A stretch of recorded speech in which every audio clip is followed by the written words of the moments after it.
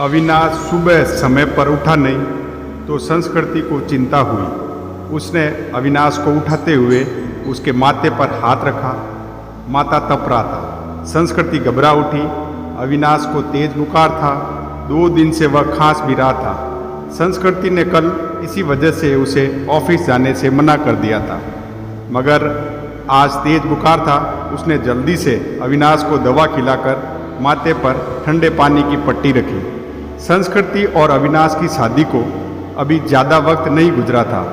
2 साल ही हुए थे। पिछले साल तक सास ससुर साथ में रहते थे, मगर कोरोना में संस्कृति की जेठानी की मौत हो गई तो सास ससुर बड़े बेटे के पास रहने चले गए। उसके बाद कोरोना का प्रकोप बढ़ता ही गया। पिछले कुछ समय से टीवी चैनल्स पर दिल्ली के अस्पतालों में कोरोना से जूझने वालों की हालत देखकर वह वैसे भी परेशान थी। कहीं वेंटिलेटर नहीं तो कहीं ऑक्सीजन नहीं। मरीजों को अस्पतालों में बेड तक नहीं मिल रहा था। ऐसे में अब उनका क्या होगा ये सोचकर ही वह कांप उठी। जल्दी से उसने अपनी माँ को फ़ोन लगाया। माँ, अविनाश को सुबह से बहुत तेज बुखार है, क्या करूँ? बेटा, यह समय ही बुरा चल रहा है। राजू भी कोरोना पॉजिटिव है, वरना उसे भेज देती। हम खुद उसकी देखभाल में लगे हुए हैं। तू ऐसा कर, जल्दी से डॉक्टर को बुला और दवाई शुरू कर। हाँ माँ, वह तो करना ही होगा। मेरी सास की भी तबीयत सही नहीं चल रही, वरना जेठ जी को बुला लेती। घबरा नहीं बेटी, धैर्य से काम ले, सब ठीक हो जाएगा। माँ ने समझाने का प्रयास किया। संस्कृति ने पति का कोरोना टेस्ट कराया। तब तक फैमिली डॉक्टर से पूछकर दवाइयाँ भी लेती रही। इस बीच अविनाश की हालत ज़्यादा खराब होने लगी तो वह उसे लेकर अस्पताल भागी। 2 अस्पतालों से निराश लौटने के बाद तीसरे में मुश्किल से बेड का इंतजाम हो सका। सास ससुर और जेठ भी दूसरे शहर में थे, सो मदद के लिए आ नहीं सके। वैसे भी दिल्ली में लॉकडाउन लगा हुआ था। रिश्तेदार चाहकर भी उसकी मदद करने नहीं आ सकते थे। आस पड़ोस वालों ने कोरोना के डर से दरवाजे बंद कर लिए।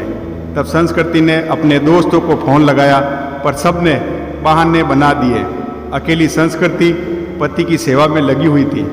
अस्पताल में मरीजों की लंबी कतारों और मौत के तांडव के बीच किसी तरह संस्कृति खुद को बचाते हुए पति के लिए दौड़ भाग करने में लग गई। कभी दवा की पर्ची लेकर भागती तो कभी खाना लेकर, कभी डॉक्टरों से गिड़गिड़ाती तो कभी थक हार कर बैठ जाती।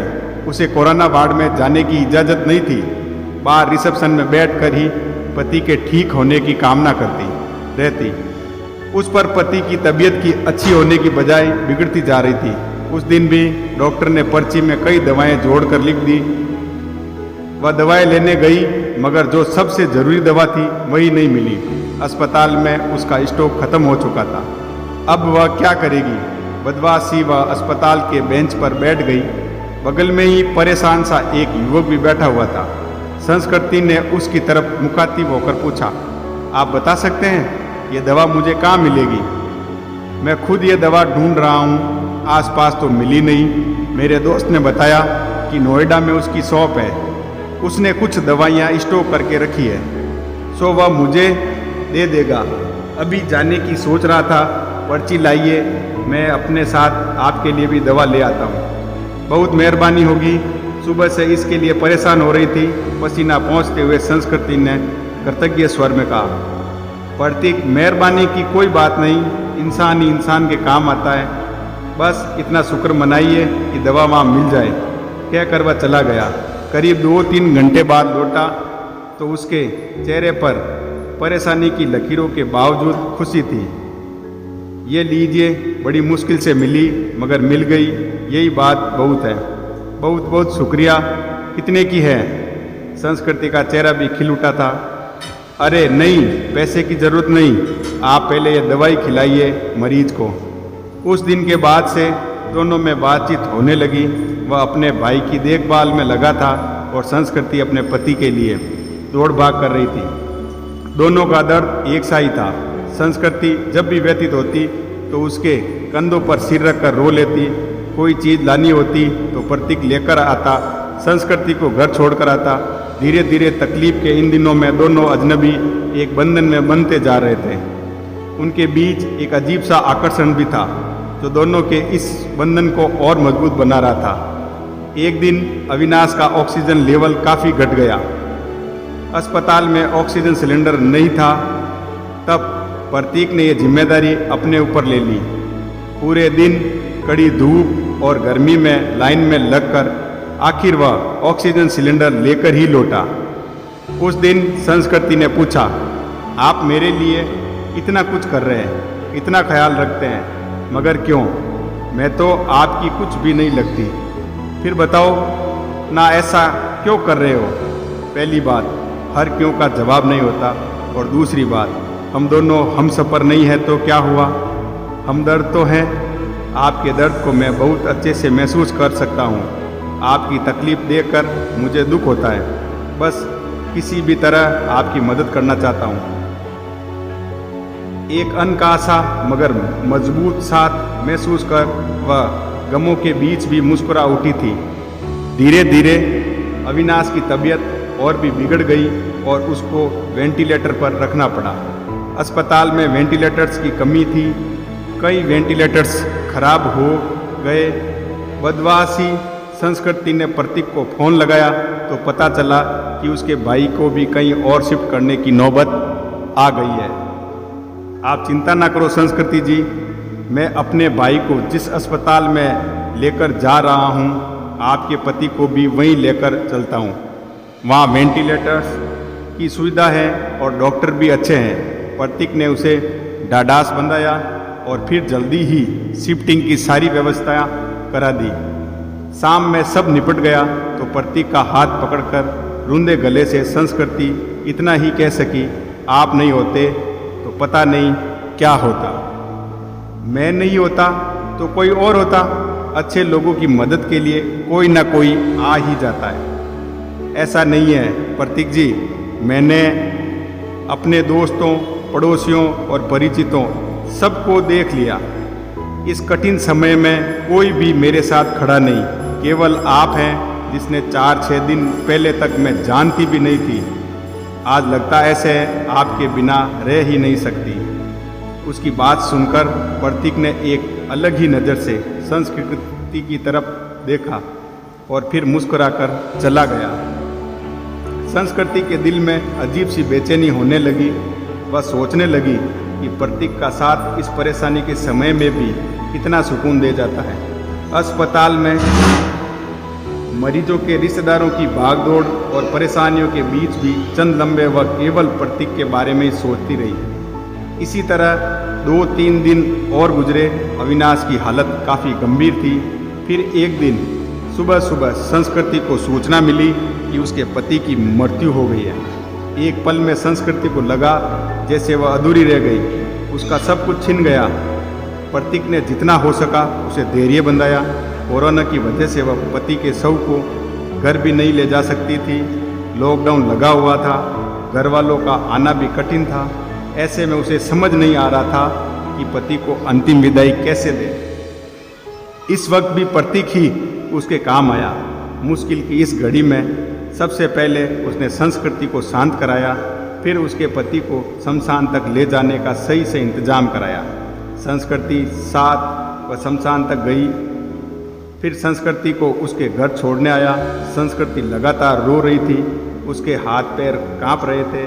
प्रतीक समझ रहा था कि उसकी तबीयत खराब है, वह अकेली है, सो अपने खाने पीने को लेकर लापरवाह रहेगी तो और तबीयत खराब होगी।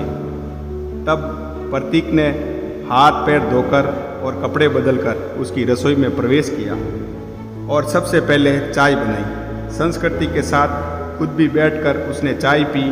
फिर संस्कृति को नहाने भेजकर खुद दाल चावल बनाने लगा। संस्कृति को खाना खिलाकर उसके लिए सब्जी, फल, दूध आदि का इंतजाम कर और सांत्वना देकर वह वापस लौट गया। 2-3 दिनों तक जब संस्कृति थोड़ी सामान्य हुई और पति की मौत के सदमे से उभरी तो उसे प्रतीक की याद आई। प्रतीक उसके लिए अपनों से बढ़कर बन चुका था, मगर उसे पता नहीं था कि वह कहाँ रहता है, क्या जॉब करता है। बस एक फ़ोन नंबर था। उसने फ़ोन मिलाया तो नंबर बंद आ रहा था। संस्कृति घबरा उठी। वह प्रतीक से संपर्क करना चाहती थी, मगर ऐसा हो न सका। 2-3 घंटे वह लगातार फ़ोन ट्राई करती रही, मगर फ़ोन बंद ही आ रहा था। अब उसने रहा नहीं गया, कुछ सोचकर वह उसी अस्पताल में पहुंची जहां उसके पति और प्रतीक का भाई एडमिट थे। वह रिसेप्शन एरिया में घूम कर प्रतीक को खोजने लगी, क्योंकि अक्सर दोनों वहीं बैठे होते थे। फिर वह उसे खोजती हुई कैंटीन में गई। हर तरफ चक्कर लगा लिया, मगर प्रतीक कहीं नज़र नहीं आ रहा था। थक कर वह वापस रिसेप्शन में आकर बैठ गई और सोचने लगी अब क्या करें। तभी उसे वह नर्स नजर आई जिससे संस्कृति की जान पहचान हो गई थी। संस्कृति के पति की देखभाल वही नर्स करती थी। संस्कृति ने उसे अक्सर अम्मा कहकर पुकारा करती। नर्स ने प्रतीक को भी उसके साथ कई बार देखा हुआ था। संस्कृति दौड़कर नर्स के पास गई। दुखी स्वर में नर्स ने कहा, सॉरी बेबी, तुम्हारे पति को हम बचा नहीं पाए। जो लिखा था वह हो गया। पर यह बताओ अम्मा, आपको प्रतीक याद है जो अक्सर मेरे साथ होता था? उसके भाई का इलाज चल रहा था। हाँ बेबी, उसके भाई की तो मृत्यु हो गई। वह खुद भी एडमिट है, उसे भी कोरोना है। और जानती हो बेबी, वह तेरे पति वाले बेड पर ही है, बेड नंबर 125। सच अम्मा, आप उसे पहचानती हो ना? हाँ बेबी, पहचानती हूँ। तेरी बहुत हेल्प करता था, पर अब उसकी हेल्प करने वाला कोई नहीं, अकेला है वह। मैं हूं ना अम्मा। अब उसके लिए किसी भी चीज़ की ज़रूरत पड़े तो मुझे बताना, मैं उसके अटेंडेंट के रूप में अपना नाम लिखवा देती हूँ। ठीक है बेबी, मैं बता दूंगी तुझे। इसके बाद संस्कृति पूरे मन से प्रतीक की सेवा में लग गई। उसके लिए घर का खाना, फल, दवाइयाँ वगैरह लेकर आना, उसकी हर जिम्मेदारी अपने ऊपर लेना, डॉक्टरों से उसकी तबीयत की हर वक्त जानकारी लेते रहना जैसे काम वह पूरे उत्साह से कर रही थी। इस बीच प्रतीक की हालत बिगड़ी और उसे आईसीयू ले जाने की ज़रूरत पड़ गई। इसके लिए अस्पताल के क्लर्क ने उसके आगे एक फॉर्म बढ़ाया। उसमें मरीज के साथ क्या संबंध है ये लिखकर हस्ताक्षर करना था। संस्कृति कुछ पलों के लिए सोचती रही कि क्या लिखे। फिर उसने उस खाली जगह पर पत्नी लिखकर साइन कर दिया। क्लर्क को कागज़ थमाकर वह खुद में ही मुस्कुरा उठी। 2-3 दिन आईसीयू में रहकर प्रतीक की हालत में सुधार हुआ और उसे कोविड वार्ड में वापस शिफ्ट कर दिया गया। 7-8 दिनों तक लगातार सुधार होने और रिपोर्ट नेगेटिव आने के बाद उसे डिस्चार्ज भी कर दिया गया। इतने दिनों तक संस्कृति ने भी अपना खाना पीना और नींद भूलकर दिन रात प्रतीक की सेवा की। डिस्चार्ज होने वाले दिन वह बहुत खुश थी। उसने सीधा अपने घर के लिए कैब बुक किया और प्रतीक को अपने घर ले आई। प्रतीक ने टोका तो संस्कृति ने थोड़े शरारती अंदाज में जवाब दिया, मैंने फॉर्म में एक जगह यह लिखकर साइन किया है कि मैं तुम्हारी पत्नी हूँ और इसलिए अब मेरा और तुम्हारा घर अलग अलग नहीं बल्कि एक ही होगा। मगर संस्कृति, लोग क्या कहेंगे? लोगों का क्या है प्रतीक? जब मुझे ज़रूरत थी तो क्या लोग मेरी मदद के लिए आगे आए थे? नहीं ना। उस वक्त तुमने मेरा साथ दिया, अब मेरी बारी है। इसमें गलत क्या है? तुम थोड़े ठीक हो जाओ, फिर सोचेंगे कि क्या करना है। संस्कृति ने अपना फैसला सुना दिया। करीब 10 दिन संस्कृति ने जी भरकर प्रतीक का ख्याल रखा।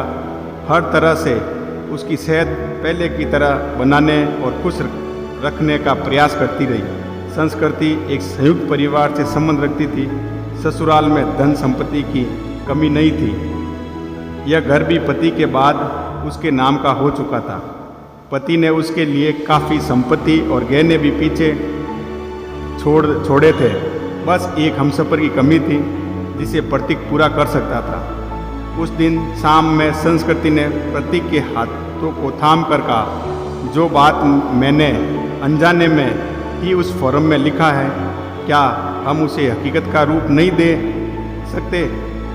क्या मैं तुम्हें अपने हमदर्द के साथ साथ एक हमसफ़र के रूप में भी स्वीकार हूँ? मुझे लगता है संस्कृति की अब यह बात कहना फिजूल है। मतलब यह है कि तुम ऑलरेडी मेरी हमदर्द और हमसफ़र बन चुकी हो। हम हमेशा साथ रहेंगे। तुमसे बढ़कर कोई और मेरा ख्याल नहीं रख सकता, कहकर प्रतीक ने संस्कृति को गले से लगा लिया। अगर आपको मेरी यह स्टोरी पसंद आई है तो प्लीज़ मेरे इस चैनल को लाइक करें, सब्सक्राइब करें, कमेंट करें और शेयर करें।